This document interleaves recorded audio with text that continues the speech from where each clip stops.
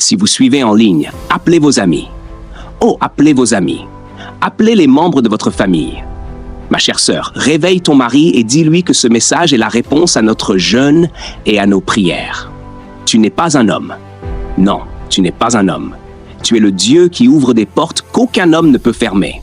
Tu n'es pas un homme. Non, tu n'es pas un homme. Tu es le Dieu de toutes choses. Je veux partager avec vous à l'avance un secret au sujet de la richesse. La richesse peut arriver trop tard. Il y a un timing pour l'aide financière. Sommes-nous ensemble? Tu n'es pas prospère tant que l'argent n'arrive pas à temps. S'il arrive quand la situation est déjà trop tard, il ne te sert à rien. La valeur de l'argent, c'est sa capacité à créer de l'efficacité dans ta vie. S'il ne vient pas à temps, il est inutile. Transfère 1 milliard sur le compte d'un homme mort. Tu as seulement transféré une controverse. Cela ne lui profite pas. Cela ne le ramènera pas à la vie. Je vous le dis, de votre vivant, que cela vienne rapidement. Il y a beaucoup de jeunes aujourd'hui qui avaient juré d'aimer Dieu, de marcher dans le caractère, l'intégrité, la sainteté, mais tout cela est devenu du passé à cause des problèmes financiers. Je vous le dis, si vous savez ce que le manque de ressources financières peut faire à un croyant, vous le haïrez comme vous haïssez le cancer. Vous le haïrez comme vous haïssez Satan. Vous avez déjà hérité de la douleur de vos parents à cause de la pauvreté. Certains d'entre vous ont connu Dieu tard parce que vous étiez occupés à utiliser des moyens charnels. À cause de la pauvreté, vous avez un passé dont vous ne voulez pas qu'on se souvienne. On a profité de vous. La faim conduit toujours Israël en Égypte. Il n'y a qu'une seule raison pour laquelle Israël va en Égypte. La faim. Et maintenant qu'il y a la faim dans le pays, êtes-vous conscient du dernier assaut du compromis chez les chrétiens? Ce n'est pas suffisant de crier et de dire aux gens d'être saints et justes. Il faut leur donner les outils qui protègent leur intégrité. Et l'un de ces outils, en plus de la piété, c'est l'autonomisation. J'enseigne ce soir sur Jéhovah Jireh. Il y a un Dieu qui pourvoit. Il y a un Dieu qui fournit. Il est attentif à toi. Si tu te trouves dans une situation qui ne reflète pas son aide, sache avec certitude que tu n'es pas dans la volonté de Dieu. La première partie de mon message ce soir est de vous mettre en colère. Parce que si vous n'êtes pas en colère, vous ne profiterez pas du reste. Je veux vous provoquer. Pensez à vos enfants, beaux-fils et filles, limités à cause du manque d'argent. Mais ce soir, il y a une issue au nom de Jésus-Christ. Criez, je refuse d'être pauvre. Encore une fois, je refuse d'être pauvre. Au nom de mes enfants, je refuse d'être pauvre. Au nom du programme de Dieu, je refuse d'être pauvre. Nous sommes un peuple qui aime déjà Dieu. Je n'ai pas peur de vous enseigner cela. Je n'ai pas peur de ce que l'abondance produira dans votre vie. Moi, je déteste la pauvreté. Ce n'est pas caché. Ce n'est pas une question de discours, c'est un outil. Et les affaires du roi exigent la rapidité. Si je vous demande d'écrire un sujet de prière maintenant, plus de 90% disparaîtraient en moins de 2 jours si vous aviez les finances nécessaires. Je ne veux pas qu'un jour vous disiez « Apôtre, tu ne m'as pas enseigné ». Si c'est bon pour le programme de Dieu, si c'est bon pour ma destinée, alors c'est bon pour vous. Vous devez prospérer. Vous expérimenterez Jéhovah Jireh. Ce que je vous enseigne dépasse un simple séminaire d'affaires. Je veux vous introduire à une dimension de Dieu qui fera de votre vie un mystère, d'abord pour vous, puis pour le monde. Écrivez ceci. Le point de départ de tout voyage financier, c'est la prise de conscience que c'est la volonté de Dieu que vous prospériez financièrement. Psaume 35, 27 dit que le Seigneur prend plaisir à la prospérité de son serviteur. Deutéronome 8, 18 dit que c'est lui qui te donne la puissance d'acquérir des richesses pour établir son alliance. Vous devez croire que cela fait partie du package complet. Être spirituellement fort et prospère économiquement. Je crois que pendant que je sers Dieu, ce n'est pas sa volonté que je sois en train de mendier. Il y a un honneur qui accompagne le sacerdoce. Deuxièmement, vous devez croire que la richesse et l'abondance font partie des bénédictions qui accompagnent l'amour et le service envers Jésus. On ne le sert pas pour l'argent, on l'aime au-delà de l'argent. Mais la prospérité est une bénédiction qui accompagne ce service. Job 36, 11 dit « S'ils obéissent et le servent, ils passeront leurs jours dans la prospérité et leurs années dans le bonheur. » Maintenant, au cœur de mon enseignement, je veux vous parler des expressions tripartites de la pauvreté. La pauvreté agit sur 3 dimensions. Et si vous ne la combattez pas sur ces 3 plans, vous ne prospérerez jamais vraiment dans le royaume. C'est pour cela que beaucoup apprennent sur les finances et restent limités. Ils ne comprennent pas que la pauvreté est tripartite. Maintenant, écrivez ceci. La pauvreté est d'abord un esprit, ensuite un état d'esprit. Puis la pauvreté est le produit des actions et des activités qui y conduisent. Je vais en parler rapidement. Elle est tripartite. Numéro 1, il y a un esprit de pauvreté. Numéro 2, il y a un état d'esprit qui conduit à la pauvreté. Et numéro 3, il y a des actions et des activités qui conduisent à la pauvreté. Si vous changez seulement les actions alors que l'état d'esprit est toujours là, vous resterez pauvre. Si vous changez l'état d'esprit alors que les esprits sont toujours là, vous resterez pauvre. Tant que vous ne traitez pas l'esprit de pauvreté, que vous ne changez pas votre mentalité, que vous ne rejetez pas la mentalité de pauvreté et que vous ne vous engagez pas dans des actions et des activités qui produisent la richesse, vous ne sortirez jamais de la pauvreté. Parlons-en rapidement. Quelqu'un apprend au sujet de l'esprit de pauvreté? Laissez-moi vous dire, mesdames et messieurs, il existe réellement un esprit assigné à rendre les hommes pauvres et à les maintenir pauvres. Croyez-le, les esprits ont des missions, comme les anges, comme le Saint-Esprit. Ils ne font pas tous la même chose. Il y a des esprits assignés à menacer et à attaquer l'autonomisation économique des saints. Je vais vous montrer comment cet esprit fonctionne. Écoutez, il agit en créant des situations qui empêchent l'abondance ou qui épuisent les finances disponibles.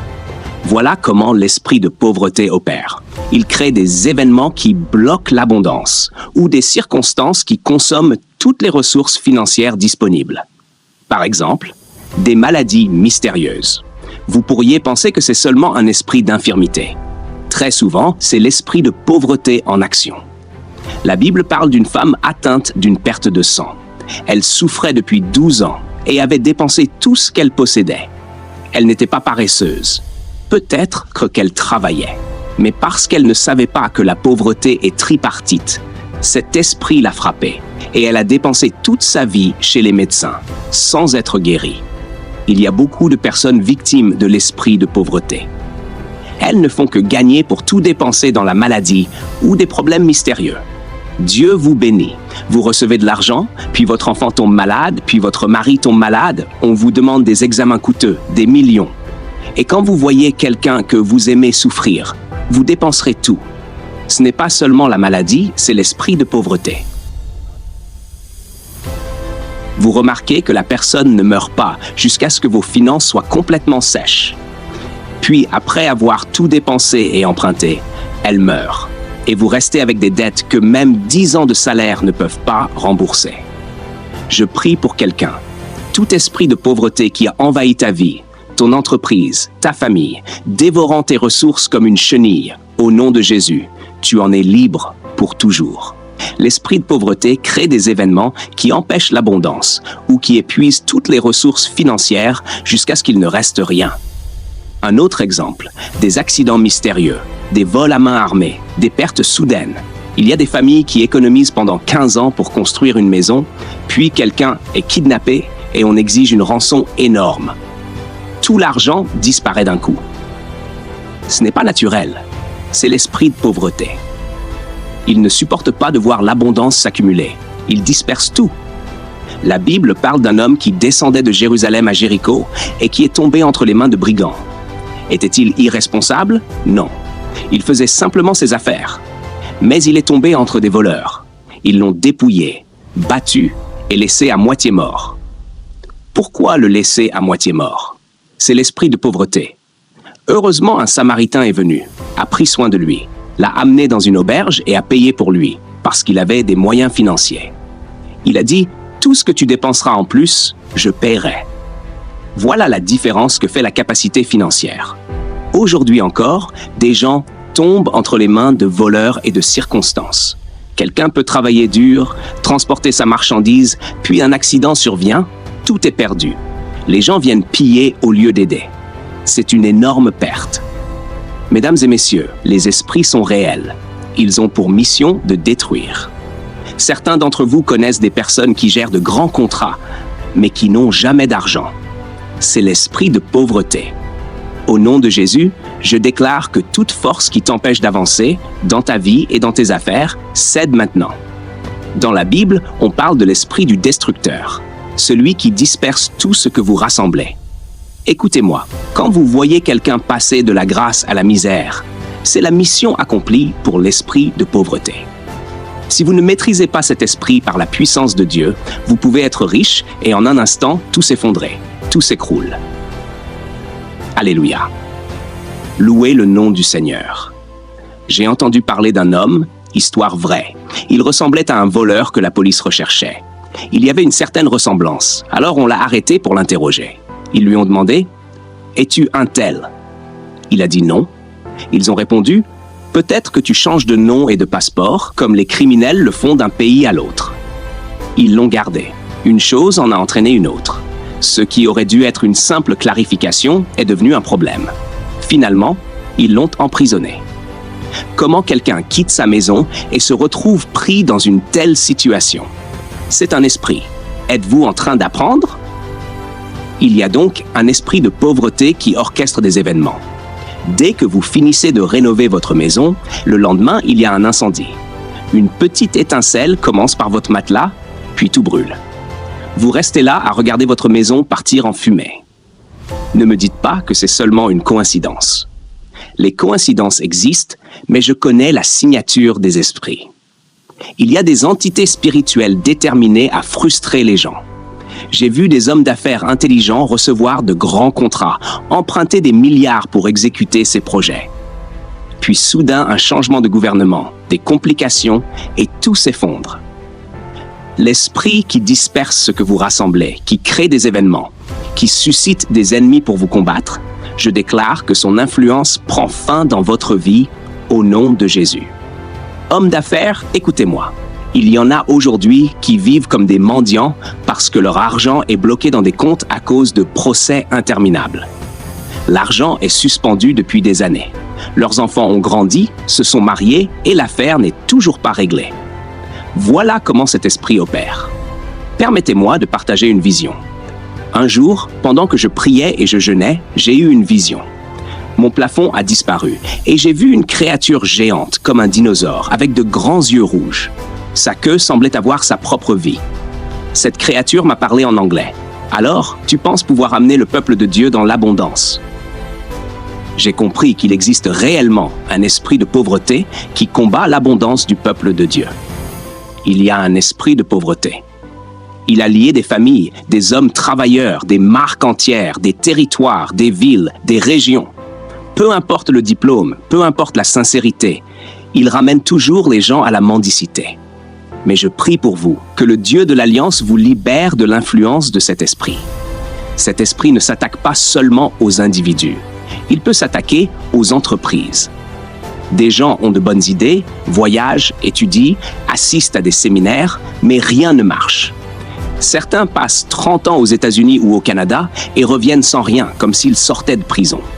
Ils ont des relations, des photos avec des personnalités importantes, mais aucune porte ne s'ouvre.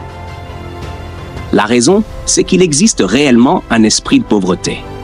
Même pour les ministères et les serviteurs de Dieu, enseigner des principes financiers ne suffit pas. Si cet esprit n'est pas traité, rien ne fonctionnera.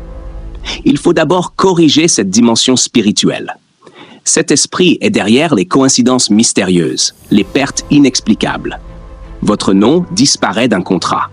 Vous avez soumis votre dossier, on vous a confirmé la réception, puis soudain, il est introuvable. Ce n'est pas toujours humain. Il y a des forces derrière cela. Mais il existe un Dieu qui pourvoit. Il s'appelle Jéhovah Jireh. Au nom de Jésus, je déclare que l'esprit de pauvreté est banni du corps de Christ, banni de nos familles, banni de nos entreprises, banni de nos ministères. Il y a le destructeur, le dévoreur, le ver rongeur. Il mange lentement, mais il dévore tout. Il consume tout ce qu'il y a de bon. Mais Dieu dit, je restaurerai les années que la sauterelle, le ver rongeur et le criquet ont dévorées. Alléluia. Au nom de Jésus, nous prions.